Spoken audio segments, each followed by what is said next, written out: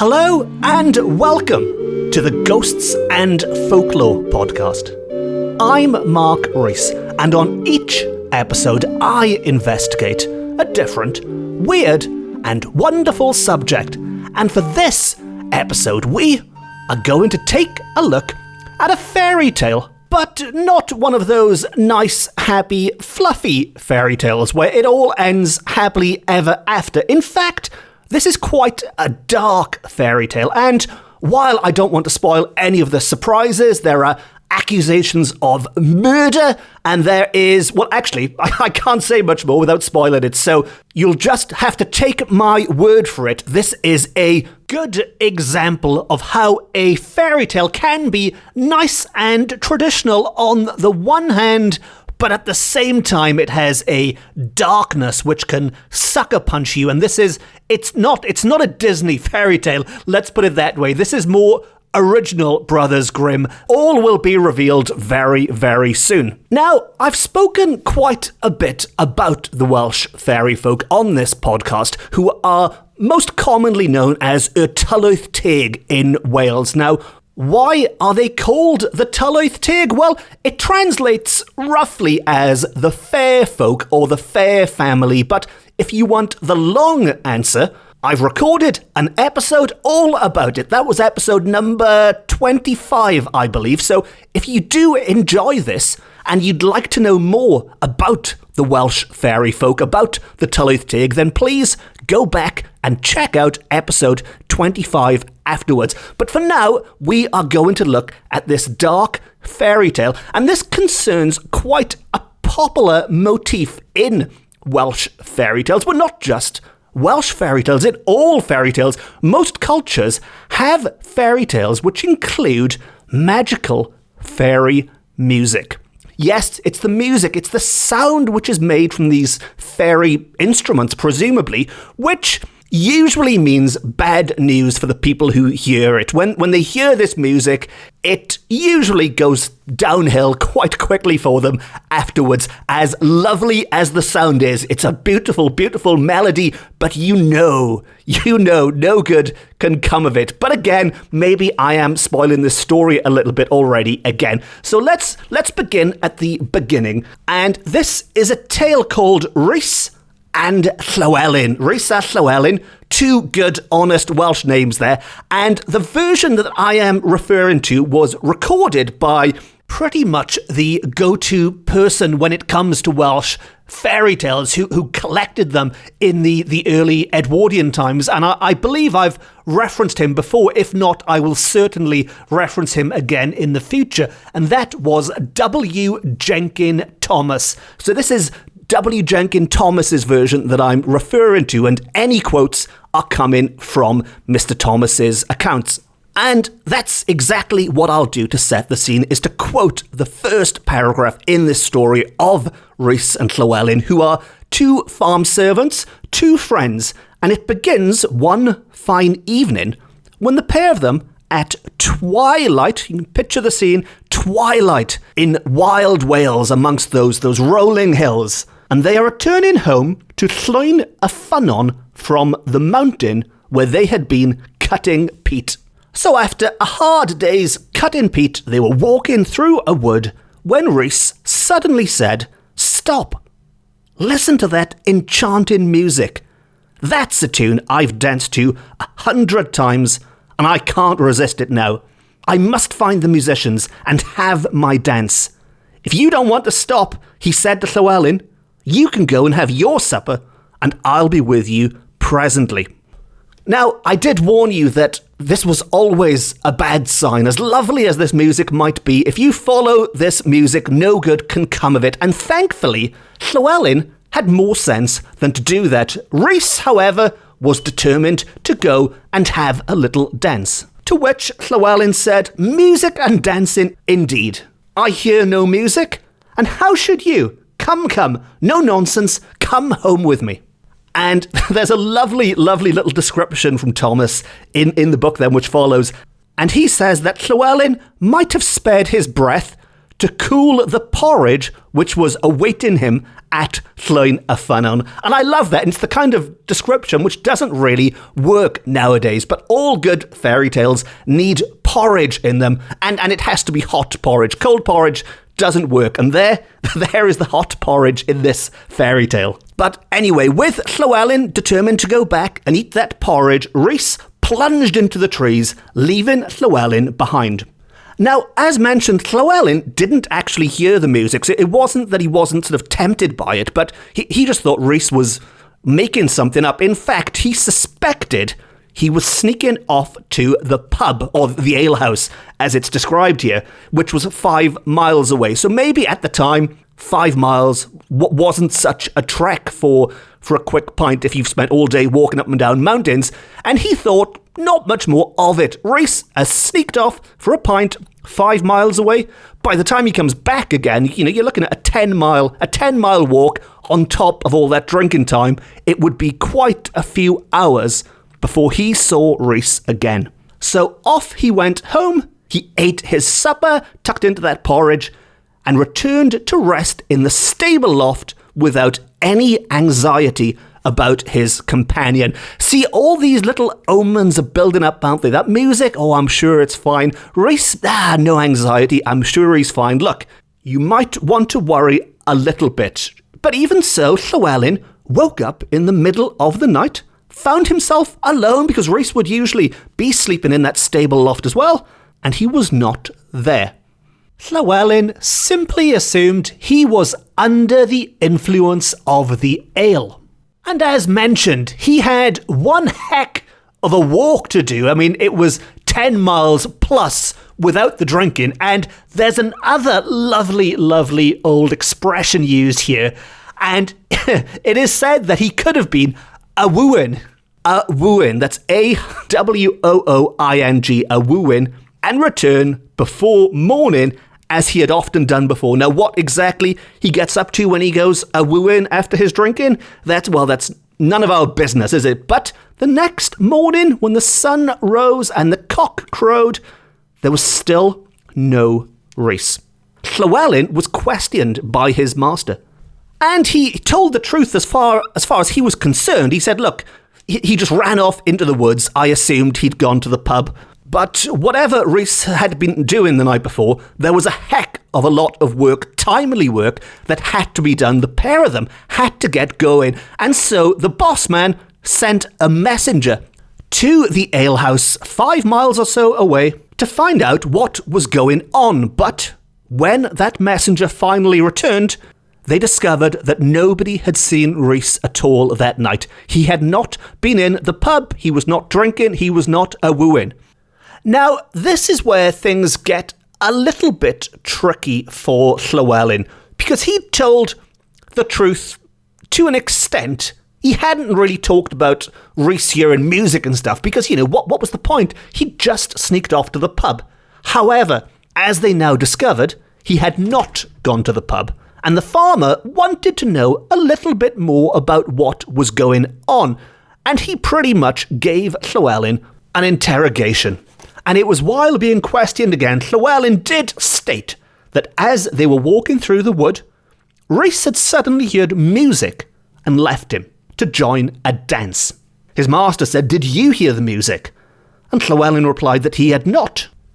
And the whole thing is described as being unsatisfactory.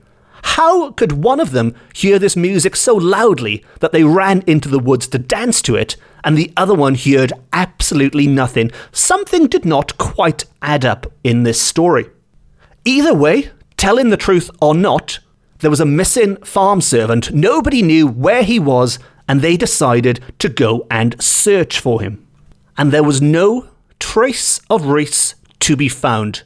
They also inquired to find out where this dancing might have been, and they could discover no trace of any dance taking place that night either. They also inquired about music. Had any of the people walking around that area, heard this magical music that Llewellyn spoke of? Again, nobody heard a sound. And eventually, they seriously came to doubt Llewellyn's story. Yes, he'd certainly disappeared, but otherwise nothing added up. Therefore, they assumed a quarrel must have taken place. As they were walking home, Rhys and Llewellyn had fallen out for some reason, and I did mention this does get dark. They accused Llewellyn of murder. There was no sign of Rhys's body. He must have been killed. And the only person who saw him, who also made up this ridiculous story that nobody believed, was Llewellyn. He protested his innocence, but as he could give no account of his companion's disappearance, except that there was some kind of imaginary music and dancing going on, he was, we are told, generally thought to be guilty, and he was kept in prison until the dead body could be found, and his guilt could be brought home to him. So very much a case of damned if you do, damned if you don't, I guess. If you go off and follow it, then you never return. And if you don't go off and follow it, well, you end up in prison. So maybe running off with the Tylwyth Teg isn't such a bad move after all. I don't know. That's a deep philosophical question we can ponder at a later date. But back to the tale. And things remained thus, we are told, for nearly a year. So Llewellyn spent the best part of a year locked up in prison when a newcomer into the neighbourhood who had some experience of fairy ways and customs. See, now this is the first time that the fairy folk have actually been mentioned in this tale, but this newcomer who has some experience with their ways suggested that he and a company of neighbours should go with Llewellyn to the place where he parted from Rhys. So he wanted to get Llewellyn out of the prison and to retrace his steps and to show him exactly where he claimed Rhys had gone. And with his knowledge, he could presumably clear Llewellyn of any guilt or damn him even further, maybe, depending on how it went. But anyway, this was all agreed to, and they came to what presumably the newcomer describes as the fairy ring. This was a fairy ring, the best indication yet that maybe Llewellyn wasn't a cold-blooded murderer after all. Now, Llewellyn says, "Put your foot on mine, David." I am assuming David is the fairy expert because there's no mention of a David in this story up to this point, but let's assume David is the fairy guy. And he says, "Put your foot on mine, David." And Llewellyn's foot was now upon the outward edge of the fairy circle to one of the company. David put his foot on Llewellyn's, and so did they all, one after another. So all of the neighbours had their foot upon each other's foot, and they were linking around this fairy ring when they heard the sound of many harps. Good old national instrument of Wales there. The sound of many harps in full concert, and saw within the circle a number of little figures enjoying themselves vastly. And I don't think I need to give a spoiler alert to say that those little folk were indeed the Tylwyth Teg, the Welsh fairy folk. They were dancing round and round the ring with hands joined, and among them was Rhys, footing it with the best of them. So this was not an unhappy Rhys who had been held against his will or murdered even, as some had expected. This is a Rhys who was still enjoying himself immensely, dancing away just as he'd set out to do nearly a year ago. Now, Llewellyn was naturally quite pleased to see him, but also quite angry having spent all this time in prison as a result. And as Rhys went whirling by, yes, whirling by, he was getting into the swing of things, Llewellyn reached out, seized hold of his smock frock, which, if you don't know what that is, it's a rural kind of clothing that the workers would have traditionally worn, and it's and I can't describe it, so you might have to do an internet search for smock frock if you really want to know what smock frock. I can't even say it, never mind describe it. But anyway, Llewellyn reached out and grabbed Rhys's smock frock and yanked him out of that circle, taking great care not to overstep the edge of the ring himself. Now, obviously, that means that if Llewellyn had overstepped, he would have been caught in this whatever magic was taking place inside the fairy ring at the time. But he managed to get Rhys out of there without falling in himself. And Rhys wasn't too happy about being rescued. He said, or pleaded rather, he said, "Let me finish my dance. I never enjoyed a dance like this before, and I have not been above 5 minutes at it. Let me return to the dance." Now, as Rhys has conveniently already let slip in that little pleading, he believes he's been there for 5 minutes dancing with these fairies. As we know, he's been there the best part of 12 months. And as Llewellyn says, 5 minutes indeed. He's now enraged, we are told. "You've been there long enough to come near getting me hanged." And really, that is the key thing here, isn't it? The longer he stays in there dancing, the more chance Llewellyn has of losing his life.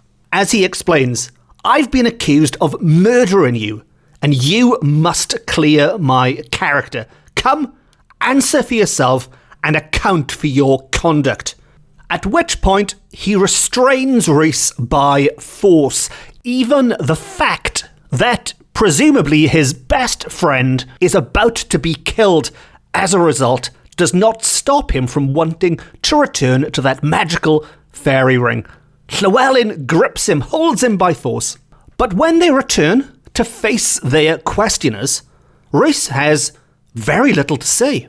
All of the questions with which he was plied, he could only reply that he had been dancing for about 5 minutes. Now, let's give him the benefit of the doubt. Let's assume he does honestly believe that. It still doesn't really help his case. All he could say was they danced exquisitely, and that was it. Now, of course, as far as Llewellyn was concerned, he was instantly cleared of murder. I mean, Rhys was standing there alive and well. And while the story still didn't quite add up and make sense to everyone, he was certainly no murderer. And when Rhys was asked who these little people he was dancing with were, again, he said they were strangers to him. He had not eaten or drunk or slept, and he was in the same clothes as when he had disappeared. And having been freed, as it were, although in Rhys's case against his will, so he thought, but either way, having been taken out of that ring, he was now forced to just simply return to his old way of life. And as a finale, we are told that Rhys became very sad as a result. He was sad, he was sullen, he was silent. He took to his bed, and before long, he died. Yes, he died, and I was not joking when I warned you that there is no happy ending to this fairy tale, I'm afraid. Rhys, having been taken away from that enchanted circle, returned to his old way of life, and very soon after was no more, seemingly overcome with a melancholy, a depression, whatever you want to describe it, or however it would have been described at the time. The result was the same. And the moral of that story, if indeed there is a moral there, maybe there isn't, but if there is a moral, I guess we all need to be a little bit careful if we hear the sweet sound of the Welsh harp being played in the forest at night. And if one of our friends, if one of our companions claim to hear it and we can't, maybe we should take them a little bit more seriously than Llewellyn and not assume they're just trying to sneak off for a quick pint and a bit of a wooing. Now, as mentioned at the start, I have recorded several episodes about the Welsh fairy folk now, and if you did enjoy this and you would like to go back and check out the earlier ones, the last one was episode 25, which looked at more of the overall history and origins of the fairy folks, and then before that, there's to be honest, there's so many I've lost count, but there's a full list of every episode on my website, or when you listen to episode 25, I refer back to the ones before that, so you can listen to them in reverse chronological order, I guess. You can work backwards through the fairy stories. And, I mean, one of the great things with these kind of stories is you can't really spoil them. You can listen to these in any way, shape or form your heart desires. And of course, there are a lot more on the way. There's a heck of a lot more. There's enough Welsh fairy tales and folklore about the Tylwyth Teg to keep me going for, well, I could waffle on for years and years about them. So, as always, if you want to make sure that you don't miss any of the future episodes about the Welsh fairy folk and all the other ghosts and goblins and weird stuff I go on about, please consider hitting the subscribe button and you will never miss an episode, ever. Now, as to this one, I would love to know your thoughts on this. Maybe you've heard the sweet sound of fairy music being played in a forest late at night, or early in the morning, wherever it might be. But if you had any similar experiences, or if you know of other similar tales, maybe they've taken place elsewhere in the world. I mean, this to me sounds very sort of grim fairy tales in a way to it. It has that more European feel to it. And if you have any thoughts, any ideas, any comments you'd like to make, as always, I'm quite easy to find online. Just do a search for Mark Rees on a search engine or on social media, and if you put the word ghosts in or folklore or Wales, you will find me. I'll pop up on top and we can have a chat online all about it.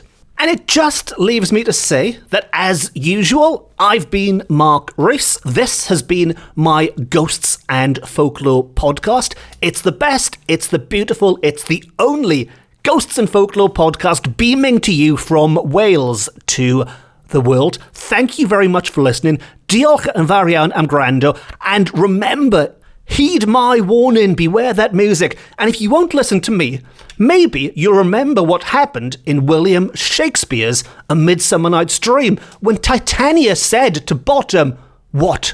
Wilt thou hear some music, my sweet love?"